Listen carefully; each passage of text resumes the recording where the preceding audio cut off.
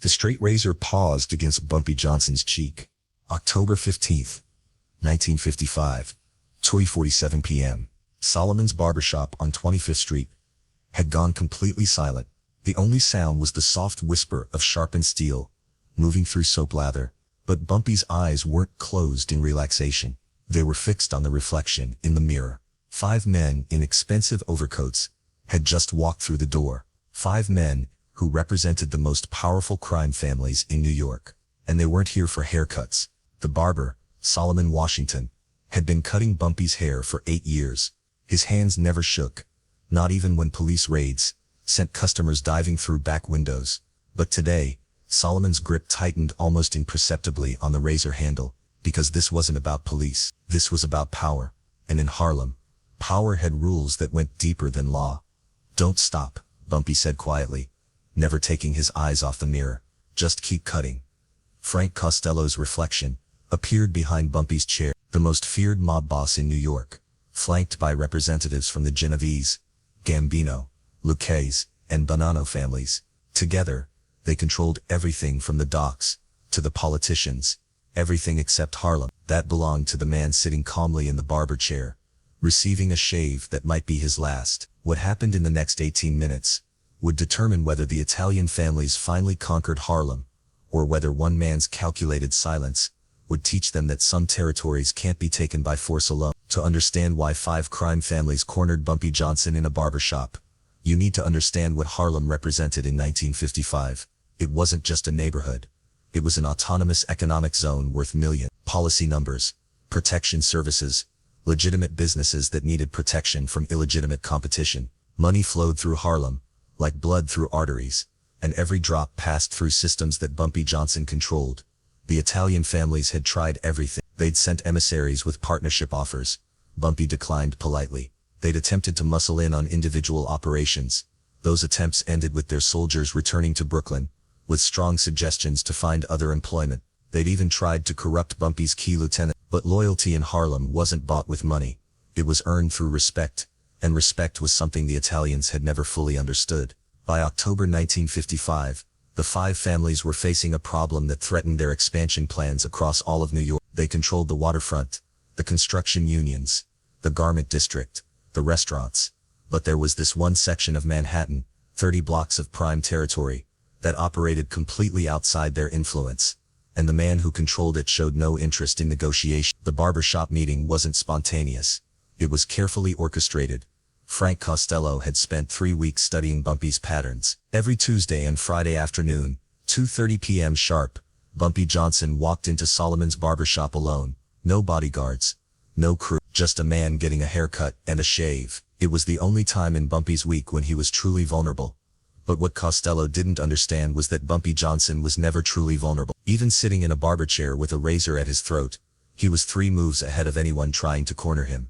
"Mr. Johnson," Costello said, removing his fedora, "we need to talk." Solomon's hand paused for just a fraction of a second. The other customers, a shoe repairman, 2 dock workers, an elderly jazz musician, suddenly found reasons to study their newspapers very carefully. Everyone knew what they were witnessing. History was being made in a 12-foot wide barbershop on a Tuesday afternoon. "I'm getting a shave," Bumpy replied without moving. "You can talk. I'll listen." The distinction was crucial. In the power dynamics of 1955 New York, who spoke and who listened determined who held the superior position. By inviting Costello to talk while remaining seated, Bumpy established himself as the one receiving supplication, not giving it. Costello understood the game, but he also understood that sometimes you have to play from a position of disadvantage to achieve a larger objective. "The 5 families have a proposition." "I'm sure they do. Harlem is valuable territory, too valuable for misunderstandings." "There haven't been any misunderstandings. Your boys came. I sent them back." Message was clear. The shoe repairman's newspaper rustled slightly. The dock workers had stopped pretending to read. Everyone in Solomon's barbershop was holding their breath. What nobody in that room knew, what wouldn't become clear until years later, was that Bumpy Johnson had expected this confrontation for months. He'd allowed it to happen on his terms, in his territory, with witnesses he trusted, because Bumpy understood something about power that the 5 families had never learned.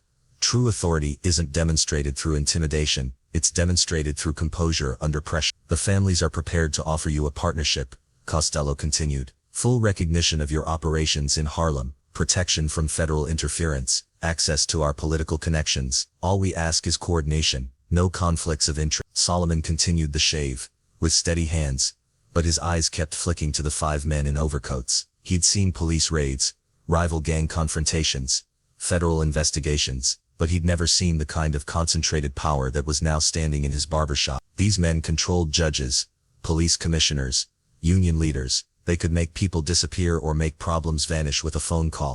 And yet, the man in the barber chair hadn't moved a muscle. Coordination, Bumpy repeated. That's an interesting word. We prefer it to control. I'm sure you do. The razor made another pass across Bumpy's jaw. In the silence, you could hear the elevated train passing 2 blocks away. A car horn. Someone laughing on the sidewalk. Life continuing normally, while inside Solomon's barbershop, the future of organized crime in New York was being negotiated. But here's what made that moment historically significant. Bumpy Johnson wasn't negotiating. He was teaching. Mr. Costello, Bumpy said finally, you and your associates seem to have misunderstood something fundamental about Harlem. Enlighten us. You think Harlem is territory that can be controlled, but Harlem isn't territory. Harlem is people. And people can't be conquered, they can only choose to follow. The distinction was lost on no one in that room. Costello and the 4 family representatives had approached this meeting thinking they were dealing with a territorial dispute, but Bumpy was explaining that they were actually confronting something much more complex. A community that had chosen its leader. The families have resources, Costello pressed. Political connections, financial backing, protection services that extend beyond New York. These are valuable assets for someone in your position. My position? Running illegal operations in a single neighborhood. That's when the temperature in Solomon's barbershop dropped several degrees, because Frank Costello had just revealed that he fundamentally misunderstood who he was talking to. Bumpy Johnson wasn't running illegal operations in a single neighborhood. He was governing an autonomous economic zone, with its own laws, its own justice system, its own social contract. The policy numbers weren't just gambling. They were a community investment system where nickels and dimes from working families generated capital that stayed in Harlem. The protection services weren't extortion. They were security for businesses that couldn't rely on police who either didn't care about black neighborhoods or were actively hostile to them. And the man providing these services wasn't a criminal who happened to operate in Harlem. He was a leader who happened to work outside the law. Solomon, Bumpy said quietly, when you're finished with the shave, I think our guest would appreciate hearing your perspective. This was the moment that transformed a simple confrontation into a masterclass in power dynamics. By involving Solomon, a working man, a community member, someone with no criminal affiliations, Bumpy was demonstrating something crucial about his authority. It wasn't based on fear or violence. It was based on consent. Solomon set down the razor and picked up a warm towel. As he carefully cleaned the remaining soap from Bumpy's face, he spoke for the first time since the 5 men had entered his shop. Mr. Johnson, Solomon said slowly, has been good to this community. When my shop needed money for new equipment, he arranged a loan. When my nephew got in trouble with some boys from the Bronx, Mr. Johnson made sure it was handled fairly. When the police tried to shut down the barbershop for health violations that had more to do with the color of our skin than any real problems, Mr. Johnson made some phone call. Solomon finished with the towel and applied bay rum after shave. Those aren't criminal activities, gentlemen. That's leadership. The 5 family representatives exchanged glances. They'd come prepared to negotiate with a gangster. Instead, they'd walked into a community institution and discovered they were dealing with something they'd never encountered. A criminal leader who had earned genuine loyalty through service rather than fear. Furthermore, Solomon continued as he brushed loose hair from Bumpy's collar, everyone in this neighborhood knows Mr. Johnson's word is absolute. If he says something will happen, it happens. If he says something won't happen, it doesn't. That kind of reliability is worth more than all the political connections in New York. Frank Costello was a smart man. He built his empire through careful analysis of power structures and strategic thinking. And sitting in that barbershop, listening to a simple barber explain the nature of Bumpy Johnson's authority, Costello began to understand why 3 years of family efforts to penetrate Harlem had failed. They weren't trying to take territory from a competitor. They were trying to invade a functioning society. Mr. Johnson, Costello said finally, perhaps we've approached this incorrectly. Perhaps. What would you suggest? This was the question Bumpy had been waiting for. Not because he wanted to negotiate, but because he wanted to establish the principles that would govern future interactions between Harlem and the 5 families. Bumpy stood up from the barber chair and straightened his tie. For the first time since the confrontation began, he looked directly at Frank Costello. I suggest you understand that Harlem isn't for sale. It isn't for rent, and it isn't available for partnership. But it's also not at war with anyone who respects its boundaries. And those boundaries are the 110th Street to the south, the Harlem River to the north. Everything in between operates according to Harlem rules under Harlem leadership. And outside those boundaries, I have no interest and no influence. Your operations in Brooklyn, Queens, the Bronx, Lower Manhattan, that's your business. But inside Harlem, my word is law. What Bumpy Johnson was proposing was revolutionary in 1955 organized crime. Instead of the traditional model, where stronger organizations absorbed weaker ones, he was establishing the principle of territorial sovereignty. The 5 families could control everything else in New York, but they would acknowledge Harlem as an independent zone. The brilliance of this approach was that it gave the families everything they actually needed. No competition outside Harlem, no interference with their operations, while giving Bumpy everything he required, complete autonomy within his territory. Frank Costello was silent for nearly a minute, considering the proposal. The other family representatives watched him carefully. Whatever decision was made in Solomon's barbershop would determine whether the next decade of New York organized crime was characterized by cooperation or war. And if someone from outside Harlem creates problems inside Harlem, Costello asked, they'll answer to me.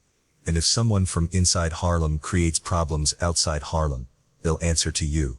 It was elegant in its simplicity. A mutual defense pact disguised as a territorial agreement. Mr. Johnson, Costello said, extending his hand, I believe we have an understanding. But Bumpy didn't take the offered handshake. Instead he turned to Solomon. What do you think? Should we trust these gentlemen to honor an agreement? Solomon considered the question seriously. Mr. Costello has a reputation for keeping his word, but reputations can change. That's true, Bumpy agreed. So let's make sure there's no confusion about the term. He walked to the front of the barbershop and looked out at 125th Street. Afternoon traffic, people walking home from work, children playing on stoops, normal life in Harlem continuing exactly as it had for years. Gentlemen, Bumpy said without turning around, I want you to understand something. This isn't a negotiation between criminals. This is a conversation between a government and foreign powers. I'm not Bumpy Johnson the gangster talking to the 5 families. I'm Bumpy Johnson, the elected representative of 30 square blocks of Manhattan, establishing diplomatic relations. The distinction was crucial. By framing the agreement as governmental rather than criminal, Bumpy was establishing legitimacy for his authority, and creating a framework for future disputes that didn't depend on violence. And if we view this as a criminal arrangement, asked Tony Salerno, the Genovese representative, then you're misunderstanding the nature of what you're dealing with, Bumpy replied. And misunderstandings lead to conflicts, and conflicts in this neighborhood will be very expensive for everyone involved. It wasn't a threat. It was a statement of economic reality. The 5 families had already learned that operating in Harlem, without local cooperation, was more expensive than the profits justified. Bumpy was simply acknowledging that mutual recognition was more profitable than mutual antagonism. Frank Costello walked to the front of the barbershop and stood beside Bumpy, looking out at the same street scene. Mr. Johnson, you've made your point. The families will respect Harlem's autonomy, and Harlem will respect the families' operations outside Harlem. Then we have an agreement. This time, when Costello extended his hand, Bumpy shook it. But the most important moment came next. As the 5 family representatives prepared to leave Solomon's barbershop, Bumpy made one final statement that would define the relationship for the next decade. Gentlemen, he said, today only one man was allowed to speak because only one man had the authority to make binding agreements. But understand this, that authority comes from the community, not from violence. Remember that, and we'll never have problems. The 5 men left Solomon's barbershop at 3:05 p.m. on October 15th, 1955. They'd entered, expecting to intimidate a neighborhood gangster. They left, having established diplomatic relations with an independent territory. What happened in that barbershop became legend, but not for the reasons most people assume. It wasn't remembered as the day Bumpy Johnson faced down the 5 families through force or intimidation. It was remembered as the day a community leader used intelligence, strategic thinking, and moral authority to establish sovereignty for his people. And Solomon Washington? He finished sweeping the hair from around the barber chair, cleaned his tools, and prepared for his next customer. Because in his shop, even when history was being made, the work of serving the community continued. The agreement held for 8 years, until Bumpy's death in 19... Not because of fear, but because both sides recognized that mutual respect was more profitable than mutual destruction. That's the real lesson of the barbershop meeting. Power isn't just about who can hurt whom, it's about who has earned the right to speak for their people. And in that room, on that day, only one man had that authority. Years later, when journalists and historians tried to understand how one man could negotiate as an equal with the most powerful crime families in America, they missed the crucial point. It wasn't about Bumpy Johnson's personal charisma or his willingness to use violence. It was about the legitimacy that comes from genuine community support. The 5 families controlled their territories through fear and economic coercion, but Bumpy controlled Harlem through service and earned respect. When Solomon Washington spoke about loans for equipment and protection from police harassment, he was describing a social contract that went far deeper than criminal organization. He was describing governance. That difference between ruling through fear and leading through consent was what made October 15. In Solomon's barbershop, 5 crime bosses learned that some forms of power can't be conquered because they're given freely by people who choose to follow rather than being forced to obey. The barbershop agreement lasted until Bumpy's death because it recognized reality rather than trying to impose it. Harlem was going to remain autonomous regardless of what the 5 families wanted. The question was whether that autonomy would exist in cooperation with the broader organized crime structure or in opposition to it. By choosing cooperation, both sides avoided a war that would have been expensive for everyone and profitable for no one. But perhaps the most important legacy of that 18-minute conversation was what it demonstrated about leadership in crisis. When confronted with overwhelming force, Bumpy Johnson didn't respond with counterforce or submission. He responded with education. He taught 5 powerful men something they didn't know about the community they wanted to control, and that education became the foundation for a peace that lasted over a decade. Solomon Washington continued cutting hair in that same barbershop until he never spoke publicly about what happened that Tuesday afternoon, but he never forgot it either. Sometimes, late at night when he was cleaning his tools, he would remember the moment when his simple statement about Mr. Johnson's character helped prevent a war in Harlem, because that's what really happened on October 15, 1955. Not a gangster facing down the mob, not a criminal avoiding assassination, but a community leader using wisdom, patience, and moral authority to protect his people from forces that would have destroyed everything they built together.